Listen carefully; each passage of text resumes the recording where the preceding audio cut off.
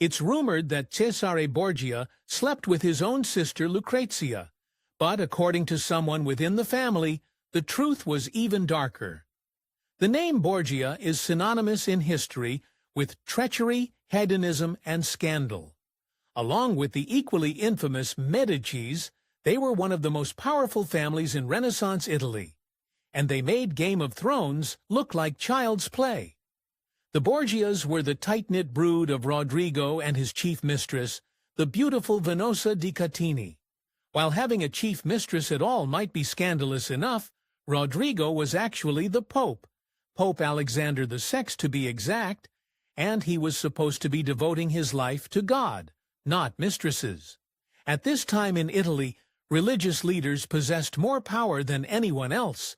They had the ability to bestow riches, grant wishes, and ruin people's lives whenever they wanted. For a time, the Borgias had an iron grip on this power, and not just with Pope Alexander VI. His own uncle had been pope before him. Rodrigo Borgia loved spending the Catholic Church's money on all manner of luxuries, and Venosa di Catini was far from his only mistress. Just like his predecessors, he also had no problem handing out high-ranking offices to his friends and family. Rodrigo had 4 children with Venosa: Giovanni, Cesare, Lucrezia, and Geoffrey. Of course, he also had numerous children with countless other mistresses. It was these 4, though, particularly Cesare and Lucrezia, who would soon go down in infamy. While Rodrigo was campaigning to become the new pope, he perhaps understandably refused to acknowledge the children as his own. Instead, he claimed he was their uncle. It wasn't until after he was elected pope that Rodrigo finally acknowledged his children and was the first pope to ever do so in history. Naturally, this was highly controversial and only added to the Borgias' infamy. From a young age, Cesare was groomed to follow in his father's footsteps as a religious leader. Incredibly, he was only 15 years old when he became the Bishop of Pamplona. 2 years later, he was made the Archbishop of Valencia. As a side note, Cesare was a very handsome man. There are even claims that European depictions of Jesus Christ are based off of his face. But these good looks hid malevolence. Cesare was also said to be the most barbaric member of the Borgias. In the year 1499 alone, he ordered the execution of a Spanish constable, a soldier captain, and a bishop, among others. On May 10, 1499, a 23-year-old Cesare married Charlotte of Albury. While she may have been beautiful, Charlotte had an even better asset. She was the sister of King John III of Navarre. Sadly, it was a loveless marriage. The Borgia family just wanted to secure powerful connections so they could keep their hold on Italy.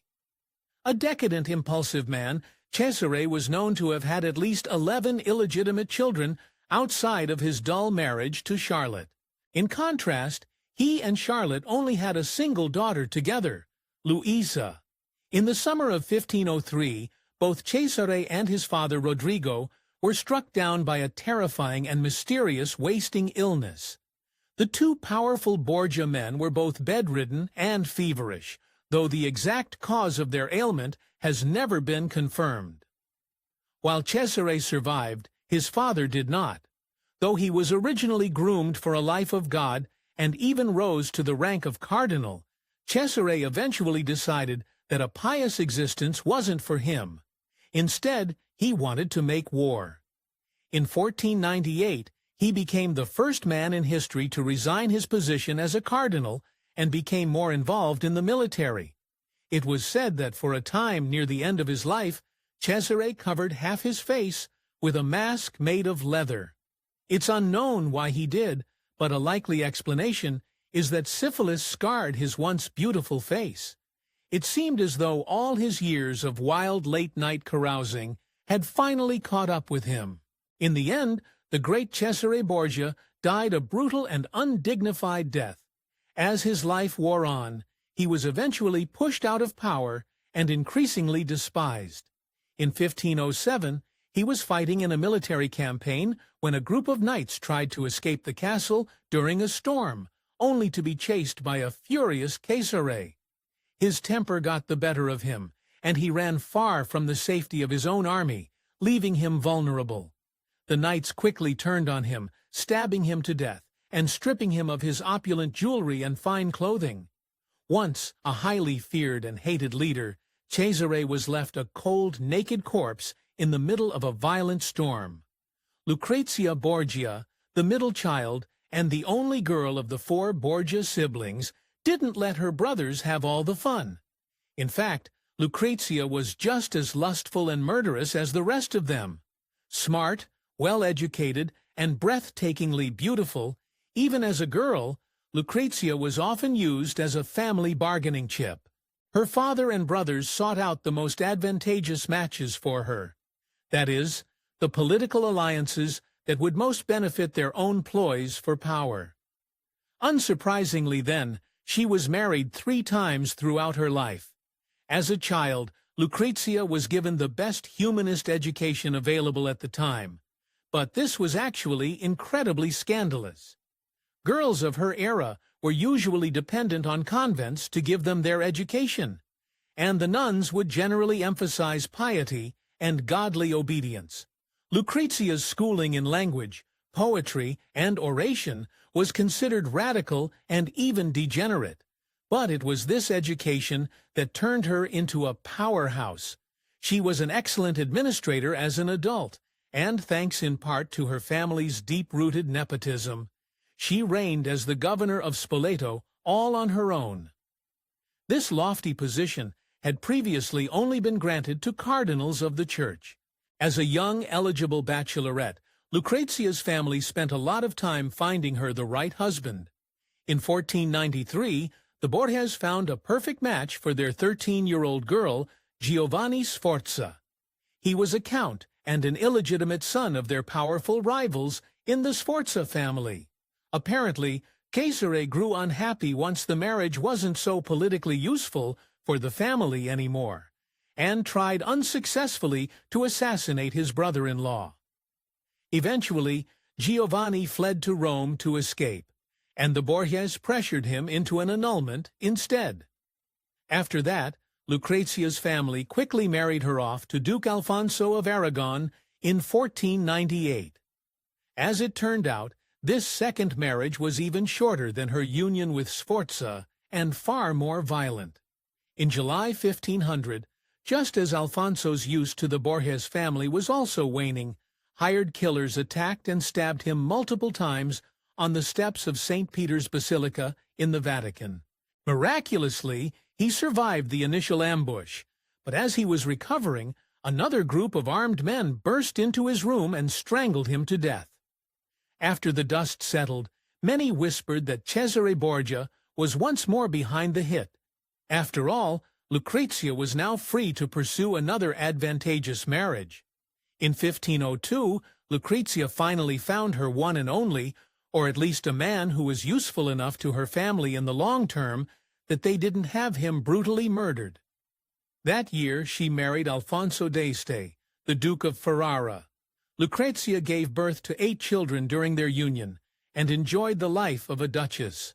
During this time, Lucrezia tried to shake off the dark reputation that had followed her family for decades. After the death of her father, Rodrigo, and her brother Cesare, she still managed to maintain a lavish position in aristocratic Italian society. However, she didn't let motherhood and matrimony stop her from having a series of affairs. Her most passionate trust was with her own brother-in-law, Francesco Gonzaga. The two wrote each other a stream of feverish letters where they spent more time praising each other's bodies than discussing any notions of true love. Indeed, Lucrezia's affair with Francesco may have been motivated by revenge as much as lust. Francesco's wife was the elegant, cultured, and intelligent Isabella d'Este, whom Lucrezia had previously tried to befriend. Isabella showed no interest in being friends with Lucrezia. In the end, the Borgia matriarch, Vannozzi Decatini, managed to outlive all her sons.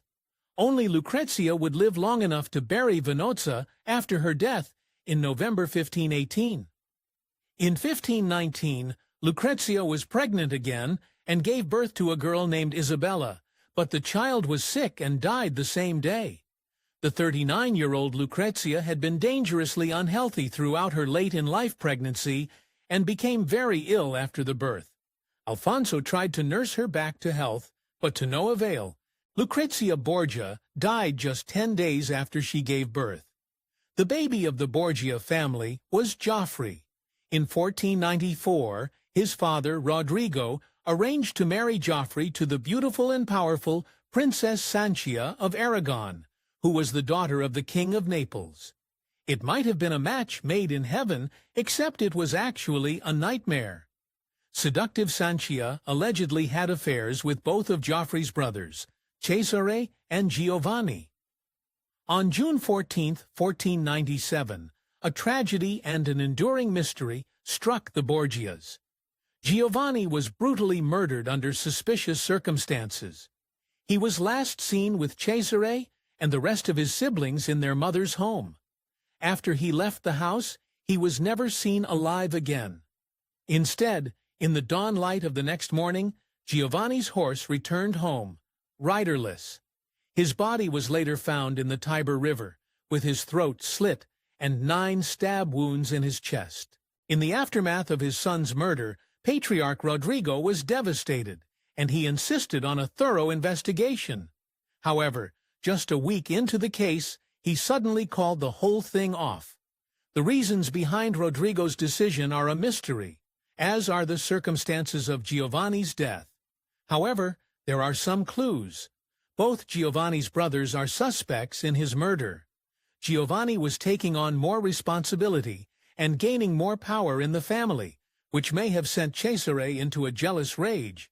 As for Geoffrey, well, Giovanni was having an affair with his wife. Of course he was. Given the circumstances, perhaps Rodrigo wanted to avoid pointing the finger at his own sons.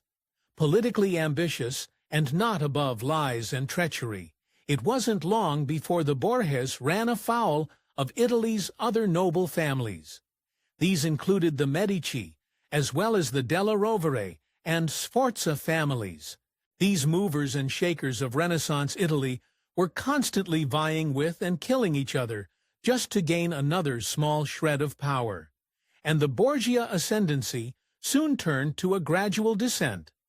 The Borgias remain fixed in our cultural memory. They've appeared as characters in hundreds of novels, films, television programs, and comic books. They even have a prominent place in the Assassin's Creed video games. The Borgias were well connected among the artists of the Renaissance, and they had good taste. Cesare Borgia even hired Leonardo da Vinci to be his military architect and engineer in 1502. While under Cesare's employ, da Vinci had total freedom to direct any construction project in any lands under Cesare's control. The Borgias' reputation for evil and deception survived long after their influence declined. In 1893, the artist John Collier painted Cesare, Lucrezia, and their father seated around a banquet table. Cesare offers a cup of wine to an unknown young man who refuses, wisely perhaps given the Borgias' supposed penchant for poison. While there are certainly enough stories to paint the Borgias as great villains of history, there are some who argue their reputation isn't entirely fair. Modern historians now point out that many of the stories surrounding the Borgias come from a small handful of contemporary chroniclers, and the Borgias' many enemies. For centuries, there have been rumors that Cesare Borgia and his sister Lucrezia were actually involved in a passionate relationship with each other. However, the person who first made this claim, Lucrezia's first disgruntled husband, Giovanni Sforza, also said that the reason Pope Alexander broke up himself in Lucrezia was so that he could have the freedom to enjoy himself with his own daughter. Murder, incest, and military might. Safe to say, George R.R. Martin has read a few books about the Borgias.